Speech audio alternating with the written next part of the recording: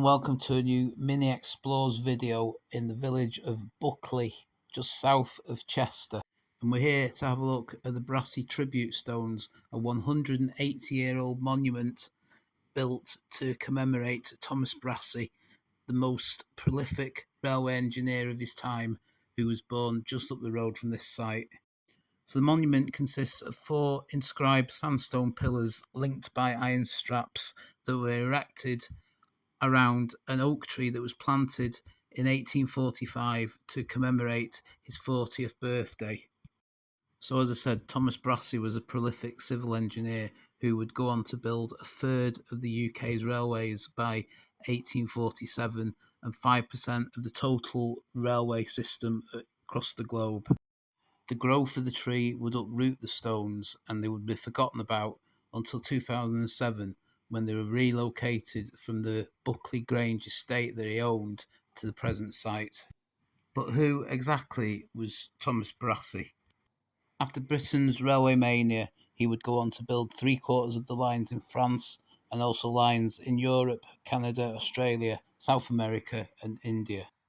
He was born on the 7th of November 1805, and after serving his apprenticeship would go into partnership in a civil engineering business based in Birkenhead.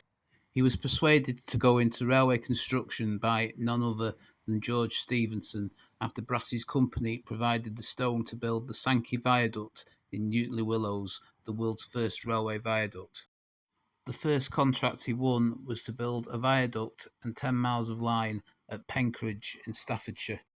He would go on to build the London and Southampton Railway, the line between Chester and Crewe, the North Wales Coast Main Line, the Sheffield and Manchester Railway, the Glasgow, Paisley and Greenock Railway, and what's now the West Coast Main Line north of Lancaster, including where it goes over Shap and Beatock Summit.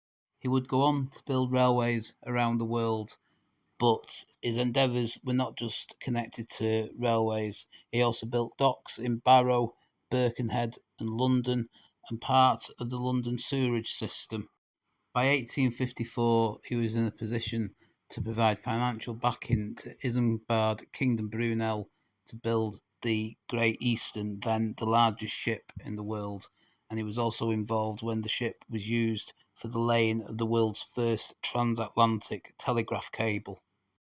He would pass away from a brain hemorrhage on the 8th of December 1870 and has recently been commemorated with a statue outside Chester Station. As well as a successful engineer and businessman, leaving an estate valued at 5.2 million, he was also a philanthropic man who was well respected by his workforce. So that concludes our look at the Brassey Tribute Stones and the life of the Cheshire railway engineer Thomas Brassey. I hope you've enjoyed the video. If you have, please give it a like and subscribe to the channel. Thanks for watching, and I'll see you on the next video.